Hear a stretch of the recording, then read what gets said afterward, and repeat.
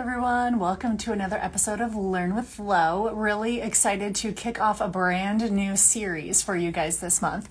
And I will say it's definitely been a much anticipated and much asked for series. You guys have definitely heard me talk about this topic before. If you are in any way, shape, or form familiar with the world of functional or alternative medicine, I'm sure you can't go far without hearing about the concept of toxic burden. Some people refer to it as toxic load. Sometimes it's just collectively called toxicity concerns. And definitely within even the world of like health, wellness, culture, you've maybe even come across the term detoxification, right? So all of these terms really combining together to help us better understand what this overall theme and this overall conversation really takes place within our overall health and wellness. And it's definitely not something that is well documented and well, I guess, practiced by more of your conventional medicine, but it is definitely a key focus item in the world of anyone that really understands and is passionate about practicing more of a holistic medicine approach. And that is exactly what we are all about here at the Lowdown with our holistic medicine method. So welcome. If you are brand new here, this is going to be a great series for you to jump into and really get your feet wet at nerding out together. That's what we do here. We take some of these very relevant health and wellness topics and we get to double click on them together. And we get to really talk about debunking some of the truths and the not truths around some of the hot topics out there that you'll probably encounter on the internet. And to reduce some of your overwhelm, we get to be, like I said, dive in and discuss together so that I can help make it really, really easy to understand and also easy to follow and apply to your life as well too. So when we kind of dive into this conversation around toxicity, you've probably definitely heard me talk about it before as it comes to things like gut health, cellular health, metabolic stress. You can't really go far without thinking about toxins. Now, toxins are, like I said, a little bit of an umbrella term these days because toxins are going to encompass lots of different categories. They're going to encompass things that are in our external environment, like exogenous toxins. Usually these are things in our environment, environmental toxins, mold, heavy metals, pesticides, endocrine disrupting chemicals. Those are a lot of what we kind of hear about the most probably when people talk about toxins and toxic burden. We immediately think about how do I need to make myself bubble boy in order to avoid all of the potential toxins that are in our universe and in our world. We have plastics, we have, like I said, fragrances, we have seasonal allergies and changes, we have, chemicals sprayed on our food, right? All of those conversations are true. And all of those conversations are valid to really look at and make sure that, again, we're monitoring and controlling what we can control. But there's also going to be a really big part of that picture that feels disempowering because it doesn't feel like something within our direct control. Now, we also can't go very far thinking about toxins without talking about what I call endotoxins, or some people call them endogenous toxins. Yes, you create your own toxins. So if you think you're going to be bubble boy and run around and avoid all toxins, good luck, because you are literally a toxin developing machine. We all have a microbiome within our body. We have this living, breathing system of viruses and parasites and yeast and fungal and bacterial strains. The whole point of maintaining a healthy body is to maintain a proper balance of this microbiome, right? So we have to nourish the microbiome. We have to know how to really care for that microbiome situation, but the microbiome is part of that endogenous toxin production as well too. So don't think that, like I said, you are going to run around and wrap yourself in and plastic, and well, plastic would not be right, but you are going to avoid all toxins forever and just live and hermit yourself in the house, because it's just not going to happen. You have, like I said, bacteria that are constantly producing what are called endotoxins that then your liver has to deal with. You are also constantly producing hormone metabolites. As your body produces hormones and it wants to use it and lose it, there is a point at which anything that is going to be detoxed from the body actually becomes more highly reactive. So your body has mechanisms in place for all of these things. Our world is rapidly introducing new toxins into our environment all the time. Both of those things are true. And that's where I want to really make sure that this conversation, this space online, feels like it's not something that feels super stressful, something that feels super scary, that there's a lot of fear mongering behind it, because I think that, like I said, both truths can exist at the same time. Either someone is like completely dismissing this conversation in total, like your primary care provider or anybody that you talk to from a conventional medicine standpoint, they kind of just wave it off. They say there's no evidence of it and move on, or they kind of say like, that's why you have a liver and a kidneys, because as long as you have a liver and a kidneys, like toxins aren't a problem, right? That's what they're designed for. Or you kind of tip into like the functional wellness space and everything is like full-blown fear-mongering situation, and avoid everything. Your house is trying to kill you. Here are 47 different products that you need to buy to protect yourself. And I just don't think that either of those extremes really has to be true in this overall toxicity conversation. What we are doing here is something that I think is far more useful for individuals, and it's a lot more empowering, let's be real, because there are things you absolutely can control with this situation. We're going to talk about what the research actually shows around this conversation. We're going to talk about, even from a clinical relevancy standpoint, what I see in practice every day. We're going to talk about some of the major, like top 4, top 5 things that I do feel like are very simple and doable swaps that make the biggest impact and provide the biggest ROI for us, for both males and females. And always, we're going to focus on building a body that is resilient. That is something that is so key and so important for us, is making sure that you're never going to avoid endogenous or exogenous toxins. But if your body is equipped to be the best detoxer that it can be, because of our liver, our kidneys, our gut health, and our mitochondria and everything in between, then this becomes less of a scary reality for us. And the chances of us developing one of the many conditions that's associated with poor detoxification, we get to lessen that risk, and we get to take a little bit of that ownership of our health back. And that, to me, just like I said, is where the conversation really should be. And that's why we're going to focus our conversations there today and throughout this series. So the goal, like I said, just as the closing of this intro, the goal is not to live in a bubble. The goal is to build a system that can handle whatever life throws at it. And that's really the holistic medicine lens within this entire conversation that I want you guys to really hear from me loud and clear. So let's just dive in here. What is toxic load, and why does toxic load even matter? The foundational concept that I really want you guys to be able to walk away with today is every single one of us is carrying a toxin burden, okay?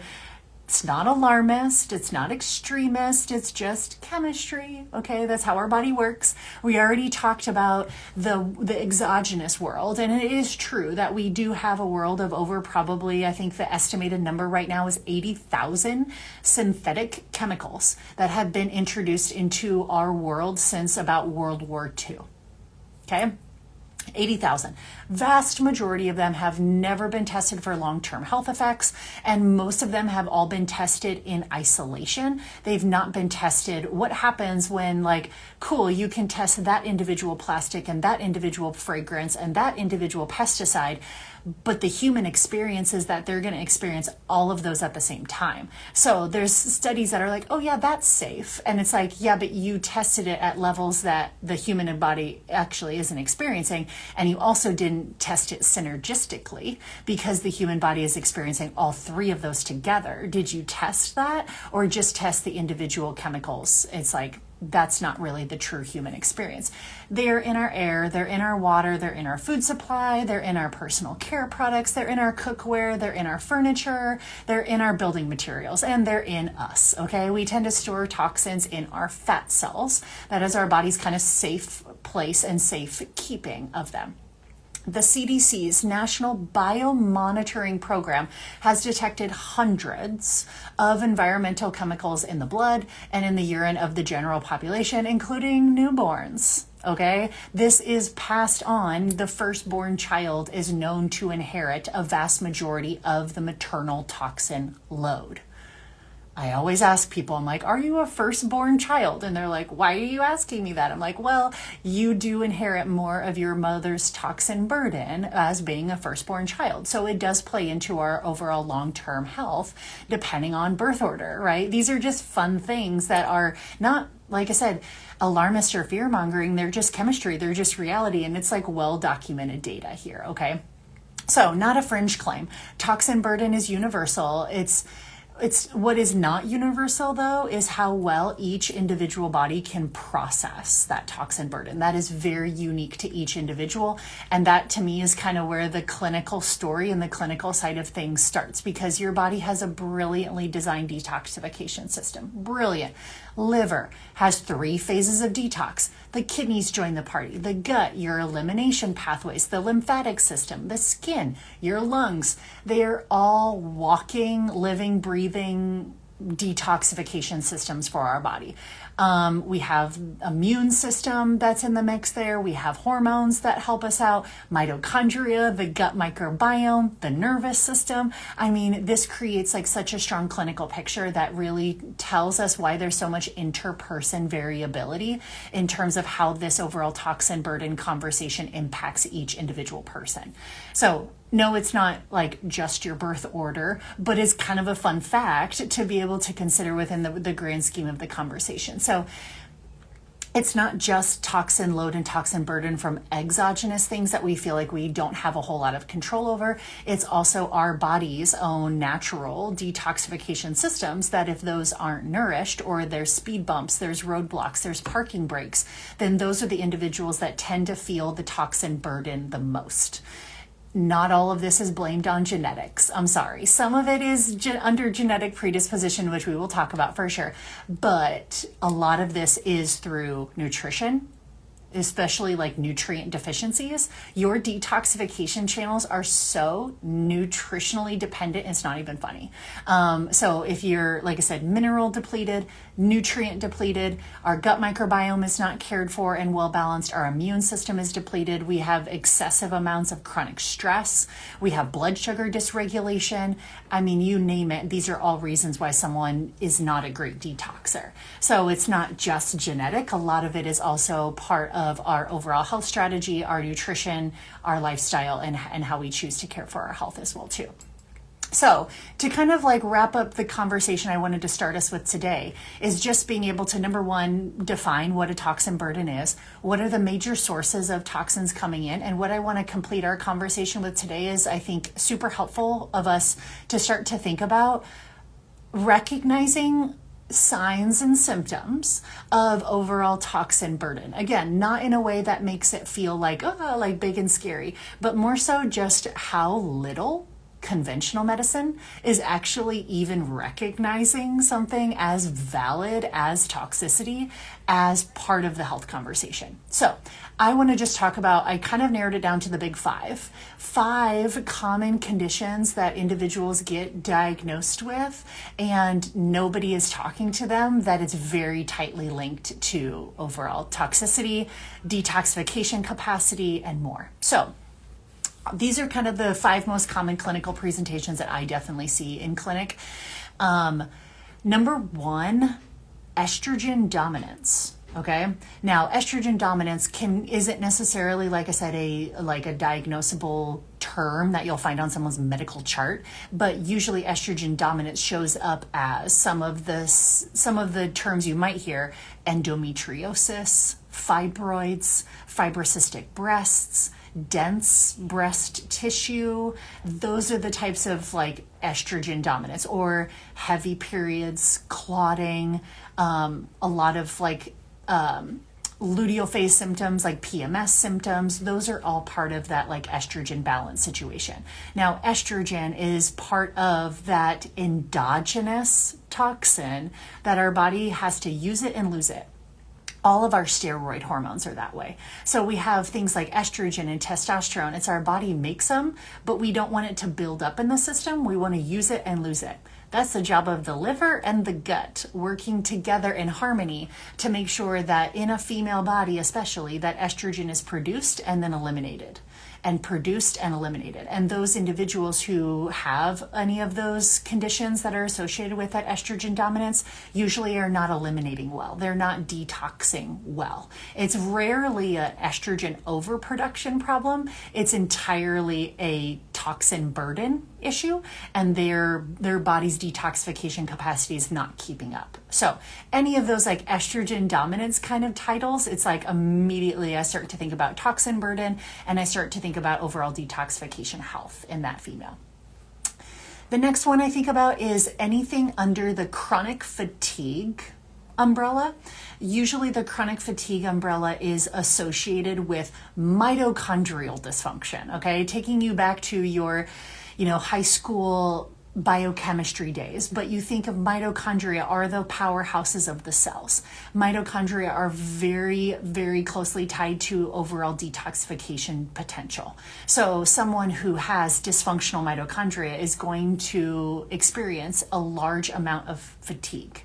And like the fatigue, that's not just like mental fatigue, but it's also physical and body fatigue as well. That's usually a telltale sign that their mitochondria are incredibly overwhelmed, trying to keep up with overall detoxification and what's called oxidative stress, meaning that point in which something tries to go from a fat soluble state to a water soluble state. Right there, if things get stuck or bottlenecked there, things get really reactive. And that's where the mitochondria are coming in as a cleanup job to try to get rid of those reactive oxygen species. And I'm like, they got a big old detox bottleneck right there, right? And so usually if you think of like chronic fatigue, fibromyalgia, those types of things definitely make me think of like mitochondria and detoxification as well too. Sometimes it's associated, like I said, with heavy metals, particularly things like mercury, lead, cadmium, like those types of things can impair mitochondrial dysfunction for sure. They deplete glutathione, which is how our body detoxes as well. Autoimmune patterns, and I know this is very broad because there are hundreds of different autoimmune diseases, but if you keep tabs on any of the latest autoimmune disease research, toxins are a big part of that conversation because the immune system is not dumb. The immune system is responding to something. And so there's a lot of running theories out there that when you see autoimmune patterns, the immune system is actually attacking toxins that are living within that organ. So for example, like something like a Hashimoto's, where we hear about thyroid dysfunction. So there are some very valid running theories out there that they suspect that the thyroid is harboring heavy metals. And so the immune system is mounting a response against the heavy metals or against the latent viral particles that are actually in the thyroid. It's part of the toxicity conversation, right? I'm not saying you have to believe it. I'm just telling you what the running theories are out there, because a lot of times when you see autoimmune patterns, people start to think about mold, mycotoxins, heavy metals, pesticide exposure. It's really part of that picture for sure, especially when it's like a multi-system exposure and someone gets diagnosed with what's called like CIRS, CIRS, chronic inflammatory inflammatory response syndrome. We've seen this post-COVID. We've seen this in mold situations. We just see this where it looks like autoimmunity, it feels like autoimmunity, and it's almost always missed in like standard blood work as well too. So estrogen dominance, chronic fatigue, autoimmune patterns, gut issues, especially if it's like relapsing gut issues. So someone that's been told they have IBS or any of those like autoimmune gut patterns like Crohn's, diverticulosis, diverticulitis, irritable or inflammatory bowel disease, like you immediately start to think of, like I said, detoxification in general. A lot of times, you just see these like treatment resistant kind of gut issues like relapsing SIBO. A lot of times you immediately think about, like I said, from a toxicity burden, what's going on there. And then the last one is by far and away thyroid. I know I mentioned it already, but thyroid dysfunction, especially when it comes to what are called halides, like fluoride, bromide, chlorine, those types of heavy metals that are found in like drinking water supply, those are known to displace iodine, and the thyroid absolutely needs iodine to actively produce adequate thyroid hormone and convert thyroid hormone. So some individuals, there's a lot of growing theories out there as well that these toxicity burdens are displacing some of the receptor sites, and that is why individuals struggle with primary hypothyroidism. So there's so many, like I said, and I think the one I could definitely add to this list that I just thought of and I didn't believe I didn't would be cancer, right? That's like kind of another classic pattern that we're seeing of like detoxification potential being capped out as well too. Again, none of this is like to be like big and scary. All of this is meant to almost, to me, be like empowering as a reframe, because it's like, wow, I can build my system to be like a stronger detoxer, instead of everybody acting like, oh my gosh, like these things just happen to us and like I have no control over my health. It's like, well, sure, there's some things that might feel out of your control, especially when it comes to exposure of environmental things sometimes, but the human body is extremely capable, like extremely capable. It was designed to truly encounter and handle foreign compounds like all the time. But that capacity right now is being blocked because of some of the dysfunctions in our biology that I feel like we have played a part in creating because of how we live, right? Either how we fuel ourselves, how we're sleeping, how we're stressed, how we're functioning from a nervous system default state, how we're caring for our microbiome and our liver, like a body truly that is metabolically healthy and is nutritionally replete and has a robust gut microbiome. They have open drainage pathways. We have adequate glutathione production. Like they're genuinely resilient to a lot of these types of things. And it's like we get to live in the real world and like get exposed to some of these things, and it clears out any of those encounters super efficiently because our clearance mechanisms are working, right? That's the goal. The goal is not a bubble. Like that to me is not health, and it's also not part of my medicine to create fear, to create overwhelm and stress, or to take someone out of living their highest and most joyful life. If that is your definition of health, like it's going to feel very limiting. So I want it to feel super expansive. You're living life, you're traveling, you're getting like exposed to these things, and your body is a resilient machine and compensates accordingly. So this detoxification and toxin burden series is going to be awesome. I'm really excited. I just wanted to set the tone today with this. If you, like I said, feel like this conversation is already something that's been on your radar and you're curious how this might be showing up in your overall health, go ahead and head to the link in my bio. From there, you can schedule a one-on-one consult for us together where we can run some lab work and we can have that one-on-one sit down to really discuss what and how this might be showing up in your physical body today. So excited to join you guys next week, and we will see you then for part 2.